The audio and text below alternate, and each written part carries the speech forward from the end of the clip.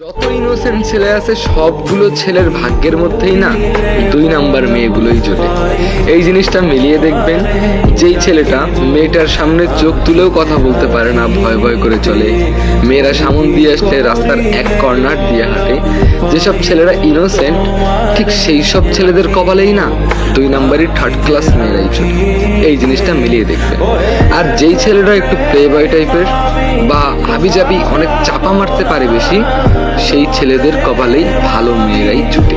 সেই ছেলেদেরকেই ভালো ভালো মেয়েরা মন থেকে বিশ্বাস করে, মন থেকে ভালোবেসে ফেলে। একটা সময় পর এই ছেলেটাই ওই মেয়েদেরকে ধোঁকা দিয়ে চলে যায় কিংবা ছেড়ে চলে যায়। আর এইদিকে দেখুন, এই ইনোসেন্ট ছেলেটা যেই মেয়েটাকে ভালোবাসলো, যেই মেয়েটার জায়গায় অন্য কাউকে বসায়নি, হ্যাঁ সেই মেয়েটাই বেটার অপশন পেয়ে এই ছেলেটাকেই ছেড়ে চলে গেল। আসলে আস্তে আস্তে না সময়গুলো এরকম হয়ে যাচ্ছে, ভালোরা পাচ্ছে খারাপ আর খারাপরাই পাচ্ছে ভালো। দেখুন, যেই ছেলেরা বেশি কথা বলে না, যেই ছেলেরা ভালোবাসার কথা প্রকাশ করতে পারে না, একটা মানুষ অফলাইনে থাকার পরেও 1000 বার মিস করছে, কিন্তু তারপরেও মুখ ফুটে একবার বলে না যে তুমি কেন অনলাইনে নেই, আমি অনেক কষ্ট পেয়েছি।